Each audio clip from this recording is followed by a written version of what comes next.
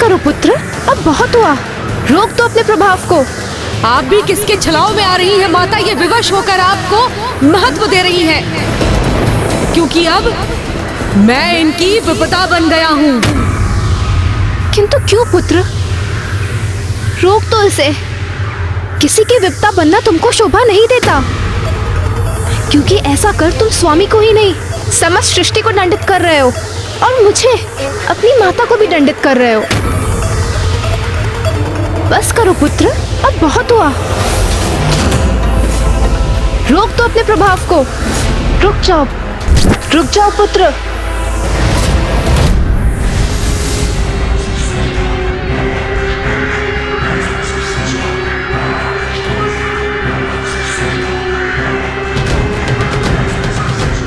ये सूर्यदेव का तेज पूरा लौट क्यों नहीं रहा? सृष्टि की भलाई के लिए सूर्य देव को पूर्ण रूप से मुक्त कर दो बालक।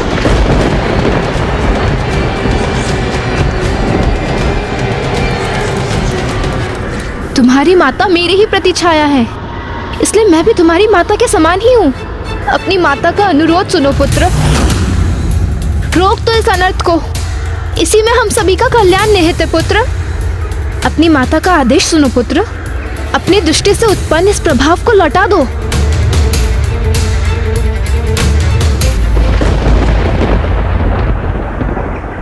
जो मैं कर चुका हूँ उसे लौटाने में तो मैं भी असमर्थ हूँ माँ।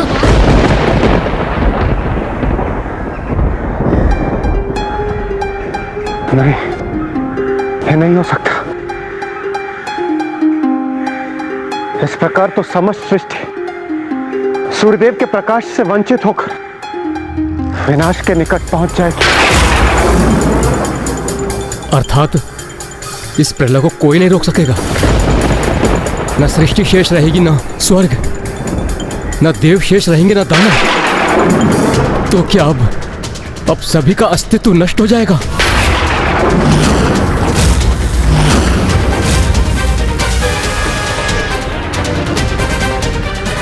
ये तुमने क्या किया पुत्र?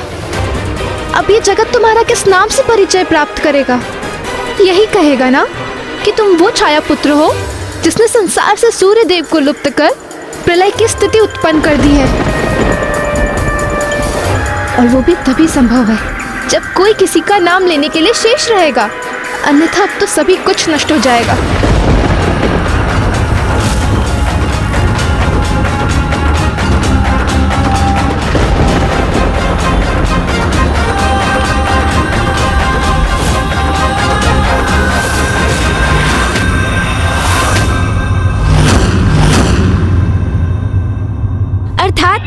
संपूर्ण जगत, समस्त सृष्टि उस शीत से प्रभावित होकर जड़ हो गई थी लंकेश। हाँ, ऐसा ही हुआ था। फिर क्या हुआ?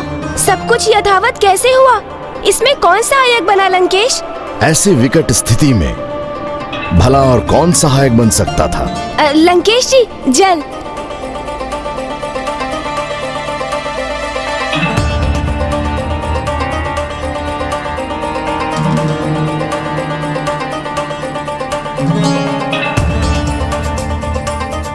वहां उपस्थित सभी को ज्ञात था कि अब और कुछ करना संभव नहीं है। संपूर्ण सृष्टि चटक कर बिखरना आरंभ कर रही थी। उसके सर्वनाश का महासंकट अब निकट था।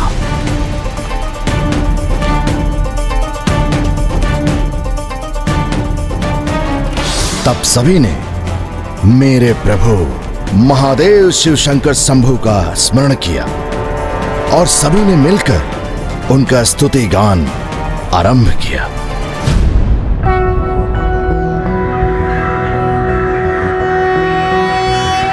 कर्पूर गौरम करुणावतारम संसार सारम भुजगेंद्रहारम सदा वसंतम हृदयारविंदे भवम भवामी सहितम नमामि।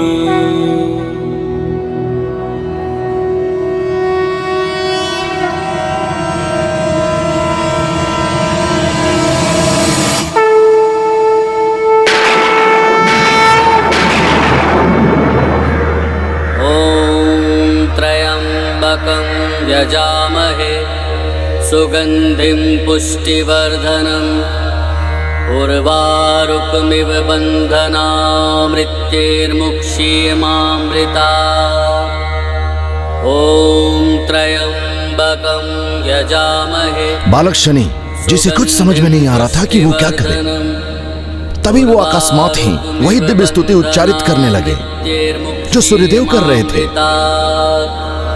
ॐ त्र्यम्बकं यजामहे सुगन्धिं पुष्टिवर्धनम् उर्वारुकमिव बन्धनात् मृत्यैर्मुक्षीयमामृतात् ॐ त्र्यम्बकं यजामहे सुगन्धिं पुष्टिवर्धनम्। इस दिव्य मंत्र के उच्चारण से जिस अनुपम शक्ति और भक्ति का संचार हो रहा है वो मुझे अत्यंत प्रभावित कर रहा है।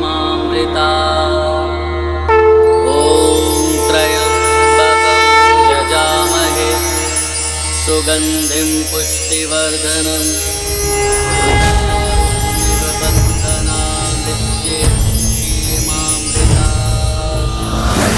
सदाशिवं नमामि हे उमापति जय नीलकंठ जय अनंत नमोस्तुते नमोस्तुते।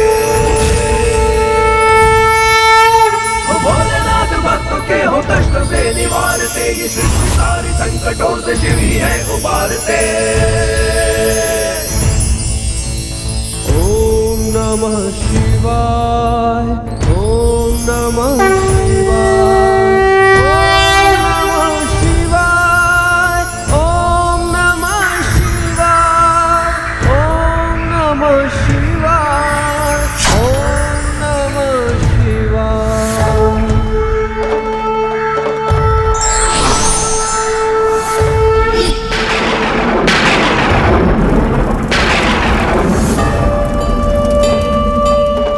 प्रणाम महादेव, आपके दर्शन पाकर मैं कृतार्थ हुई। महादेव प्रणाम। महादेव प्रणाम। महादेव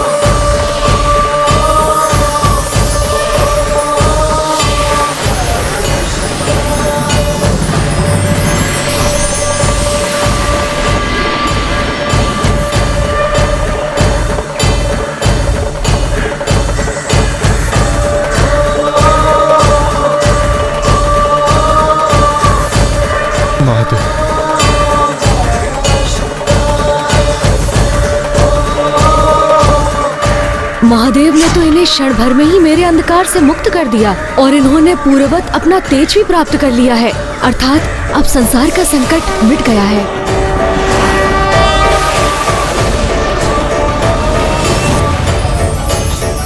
महादेव की, जगत पिता महादेव की, जगत पिता महादेव की, महादेव की, जगत पिता महादेव की।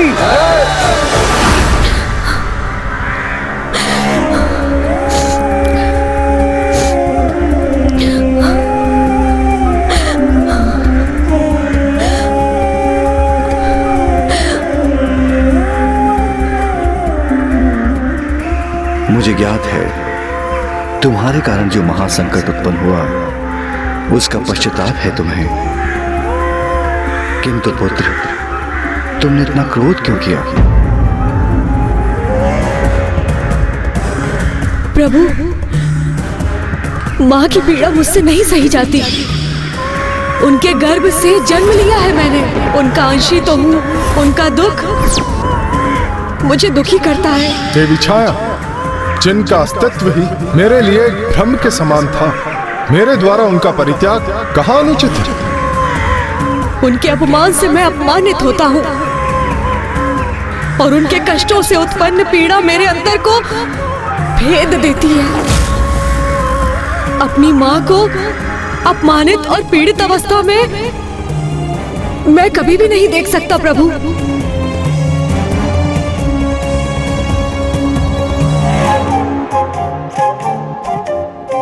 तुम्हारी ऐसी अद्भुत मातृ भक्ति का साक्षी बन मुझे भी अपने जीवन में कमी का आभास हो रहा है। कितना अच्छा होता यदि मैं स्वयंभू अर्थात स्वयं से प्रकट होने के स्थान पर एक माता के गर्भ से जन्म होता।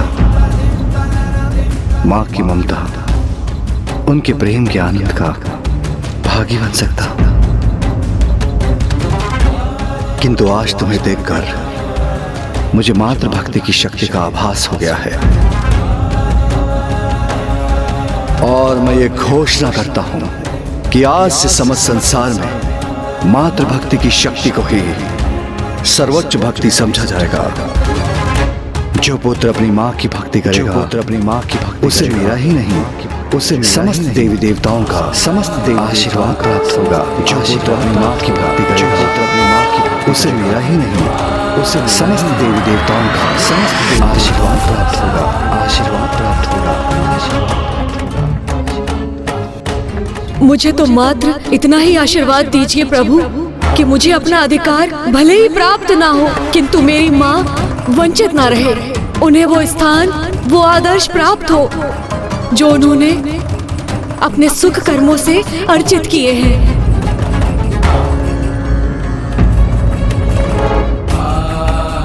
सूर्यदेव, ऐसे प्रतापी मातृभक्त पुत्र को और ऐसी महान माता को जिसने ऐसे सहयोग पुत्र को जन्म दिया हो, उनको उनके अधिकार देने से नकार रहे हैं अब अत्यंत महान व्यक्तित्व और अति उत्तम जीवन मूल्य है इन दोनों माता पुत्र के।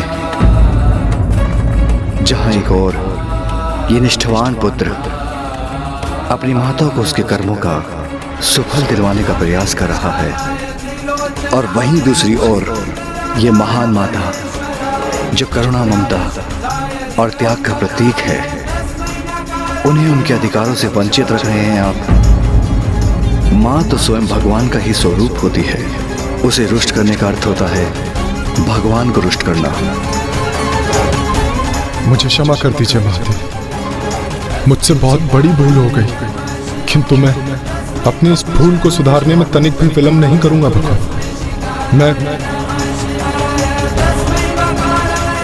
मैं इन्हें इनके अधिकार अवश्य दूं। मैं ये वचन देता हूँ।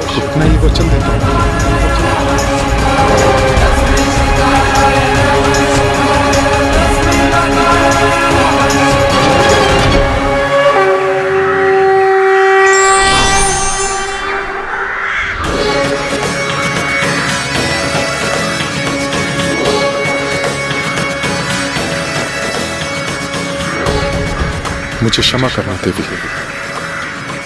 क्षमा करना पुत्र। आज समस्त देवताओं की उपस्थिति में मैं देवी छाया को अपनी अर्धांगिनी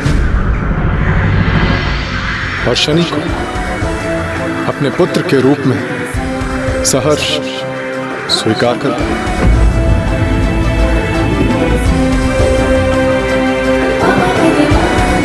सूर्यपुत्र की, सूर्यपुत्र की, सूर्यपुत्र की। बालक हो, ना समझ हो, इसीलिए ऐसी अनुचित मांग रख रहे हो। और जिस प्रकार तुम व्यवहार कर रहे हो एक उद्दंड, एक पथभ्रष्ट बालक के समान, तो तुम्हें तो अपने पुत्र का अधिकार देने का कोई प्रश्न ही नहीं उठता। मुझे चेतावनी देने का दुस्साहस कर रहे हो। अपनी माँ की आज्ञा का पालन करना भी नहीं सीखा तुमने, उद्दंड बालक। उनकी आज्ञा सुनो और चले जाओ यहाँ से। रुकिए, रुकिए, रुकिए।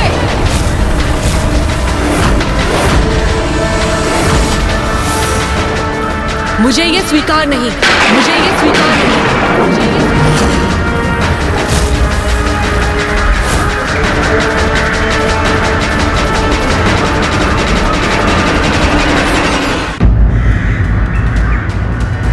मुझे आपका पुत्र पुकारे जाने की कोई इच्छा नहीं।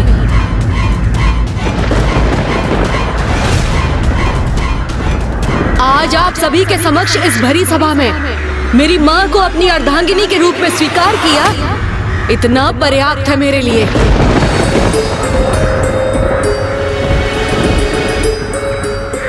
पुत्र को आपने पूर्व में अस्वीकार किया था, उसको आपकी दया की कोई आवश्यकता नहीं। ये तुम क्या कह रहे हो पुत्र? ये पिता है तुम्हारे। तो इन्हें पिता का दायित्व तब भी नहीं भूलना चाहिए था जब मैं आपकी गर्भ में था। पुत्र, जो भूल अतीत में हो चुकी है उसे भूल जाओ। क्षमा करो अपने पिता को। नहीं माँ, मेरे लिए भूलना असंभव है, और वैसे भी मुझे नहीं चाहिए इनकी दया। आप प्रसन्न हैं माँ, इतना पर्याप्त है मेरे लिए। किंतु मैं इन्हें कभी भी क्षमा नहीं कर सकता। इन्हें अपने पिता के रूप में कभी भी स्वीकार नहीं कर सकता। यदि ये तुम्हें अपने पिता के रूप में स्वीकार नहीं है, तो तुम भी मुझे अपने पुत्र के रूप में स्वीकार नहीं हो।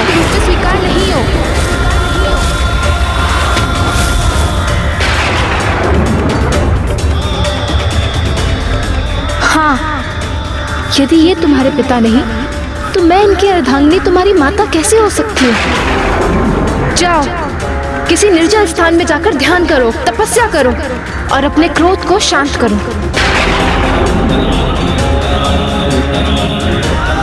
तब मेरे पास लौट कर आना और इन्हें अपने पिता के रूप में स्वीकार करना। तभी मैं तुम्हें पुनः अपने पुत्र के रूप में स्वीकार करूंगी, अन्यथा मुझे कभी मां मत पुकारना।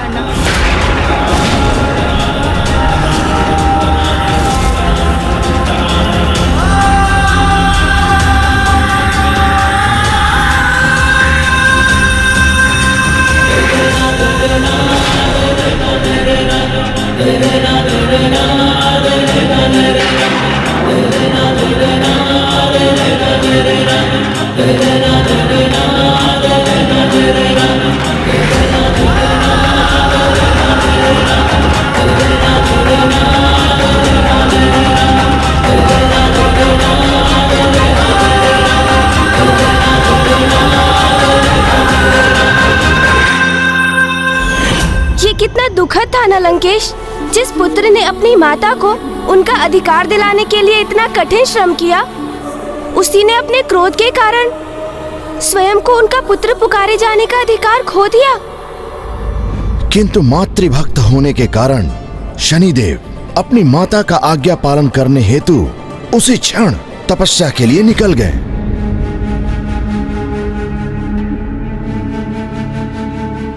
जाओ, किसी निर्जल स्थान में जाकर ध्यान करो, तपस्या करो और अपने क्रोध को शांत करो। तब मेरे पास लौट कर आना और इन्हें अपने पिता के रूप में स्वीकार करना। तभी मैं तुम्हें पुनः अपने पुत्र के रूप में स्वीकार करूंगी, अन्यथा मुझे कभी मां मत पुकारना।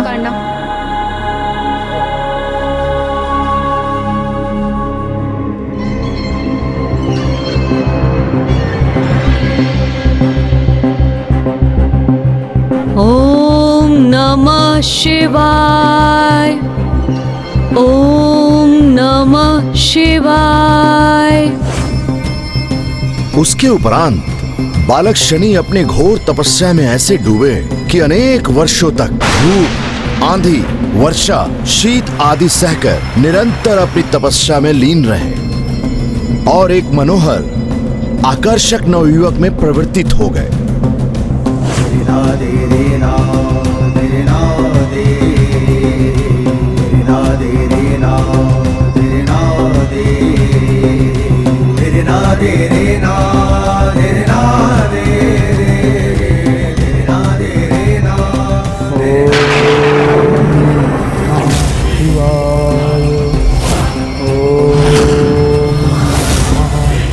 फिर कुछ समय उपरांत एक दिवस जब वो सदा के समान अपनी भक्ति में लीन थे, तो वो एक स्त्री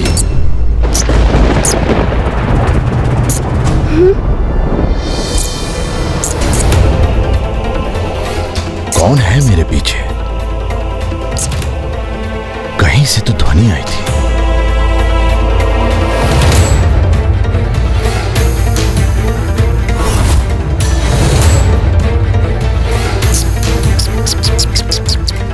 मूषक जी, अरे अरे लंकेश जी, आप इतने समय से मुझे कथा सुना रहे हैं।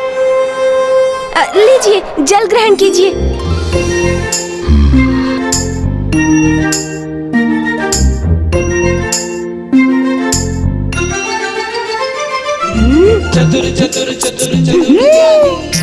मूषक जी भी ना शांत रहकर कोई कार्य भी नहीं कर सकते।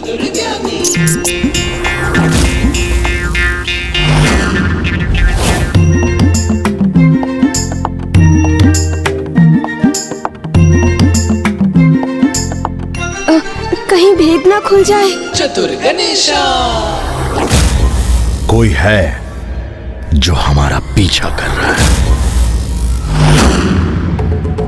अरे रे, आप उल्टे पांव कहाँ चल दिए लंकेश? प्रभु की आत्मलिंग है आपके हाथों में, इसलिए आपका उल्टा जाना शुभ नहीं। आप यहाँ रुकिए, मैं देखता हूँ कि वास्तव में वहाँ कुछ है भी अथवा मात्र भ्रम है आपका। और मेरी चिंता तनक भी मत कीजिए आप। मैं भी शिव पुत्र हूँ, बड़ी से बड़ी विपदा का सामना करने में समर्थ हूँ मैं। आप अभी देखिएगा, मैं अभी गया और अभी आया। जय हो शिव शंकर शंभू।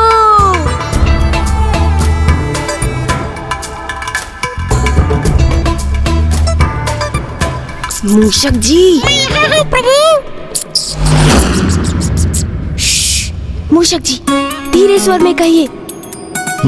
यदि लंकेश तक हमारा स्वर पहुंच गया तो मेरी वो योजना व्यर्थ हो जाएगी जिसके लिए मैंने आपको यहाँ बुलाया है। योजना?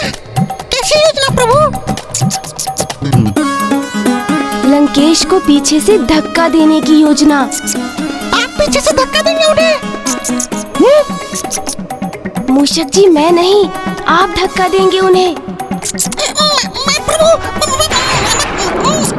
ओहो मूषक जी, अब आप इतना अभिनय सम्राट मत बनिए और वही कीजिए जैसा मैं कह रहा हूँ। आप अवश्य प्रयास कर रहे हैं प्रभु। अब कहाँ वो कैलाश पर्वत को अपने स्थान से हिलाने में सक्षम लंकेश रावण,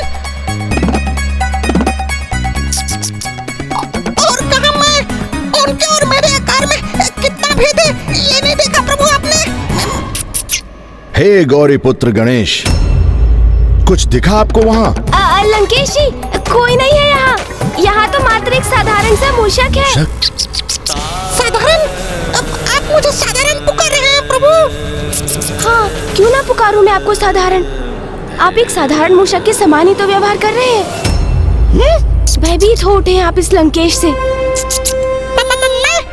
भयभीत होने वालों से मैं कहाँ हूँ प्रभु? कितनी बार तो मैंने आपकी भी सहायता की है प्रभु। तो फिर एक बार पुनः अपने शौर्य का परिचय दीजिए मूषक जी। उचित है प्रभु। सोच लीजिए, कोई शंका तो नहीं है ना आपके मन में? कुछ नहीं लंकेश, भयभीत तो नहीं होंगे ना आप मूषक जी? नहीं प्रभु, भयभीत क्यों होऊंगा मैं? कदापि नहीं। गणेश जी, क्या मैं आऊँ वहाँ? नहीं लंकेश जी, आप रुकिए, मैं आ रहा हूँ ना। अब आप तैयार रहिएगा मूषक जी। जी प्रभु। लीजिए, आ गया मैं। चतुर गणेशा। और लंकेश जी, आपको वहाँ जाने की कोई आवश्यकता नहीं। एक छोटे से मूषक को छोड़ वहाँ तो कोई नहीं था लंकेश। आपको पूर्ण विश्वास तो है ना? हाँ अवश्य लंकेश, आप चिंता मत कीजिए।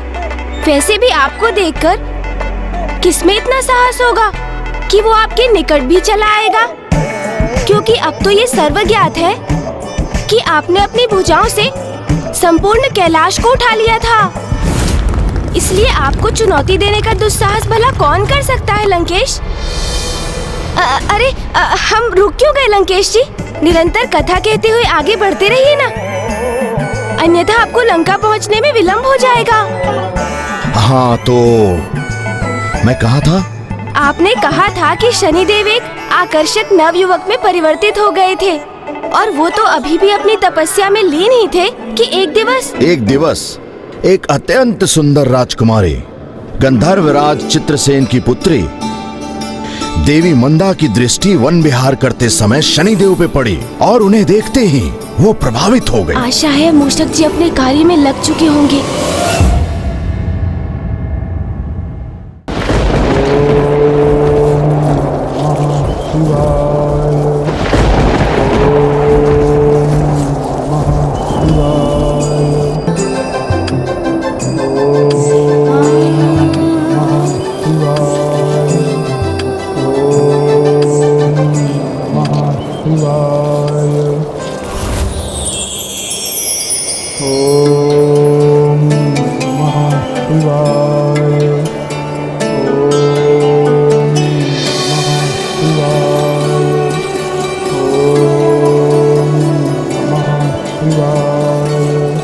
मन तो करता है इन युवा तपस्वी को निहारती ही रहूं, जिन्होंने युवावस्था के समस्त मनोविनोद के आकर्षण को त्याग कर तपस्या का कठिन मार्ग चुना है।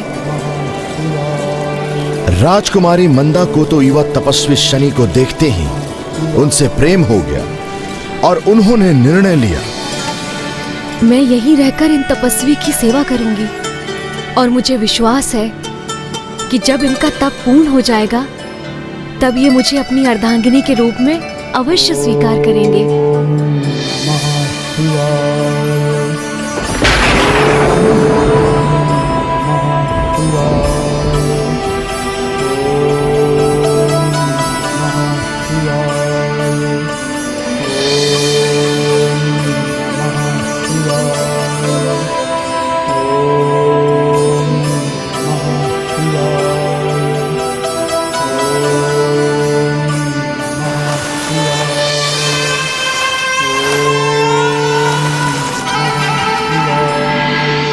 इस प्रकार अपार सौंदर्य की धनी राजकुमारी मंदा ने शनि की सेवा में कोई कमी नहीं रहने दी। अर्थात मूषक जी तैयार है।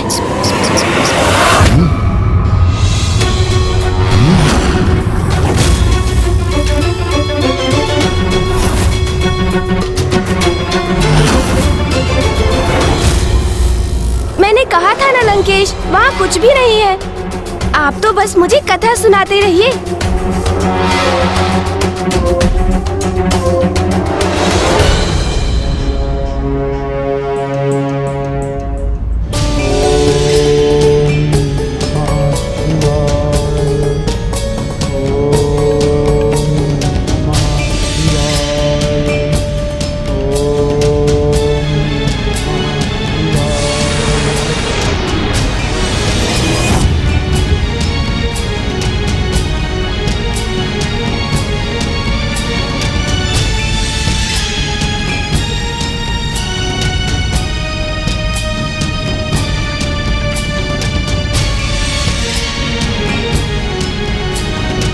अपनी चिंता त्याग कर वो तो निरंतर तपस्वी शनि की सेवा में डूबी रहती। विकट दुविधाओं का समाधान तो आपका ये मूषक ही प्रदान करता है प्रभु। आप देखिएगा आपके आदेश अनुसार कैसे धक्का देता हूँ मैं इस लंकेश को। किंतु शनि तो अपनी तपस्या में ही लीन रहे। उन्हें तो जैसे आभास ही नहीं था कि अत्यंत सुंदर राजकुमारी एक साधारण सेविका के समान उनकी सेवा कर रही है। सब कुछ इसी प्रकार चलता रहा, किंतु एक दिवस महाबवंडर आया। फिर क्या हुआ दशानन? वही जिसका भय था।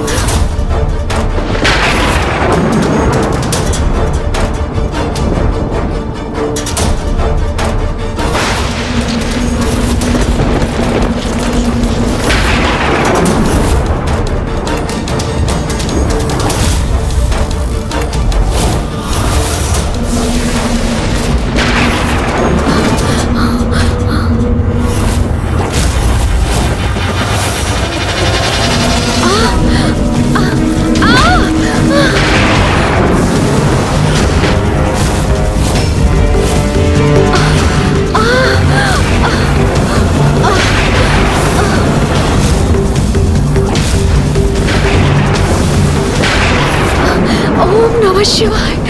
ओम नमः शिवाय।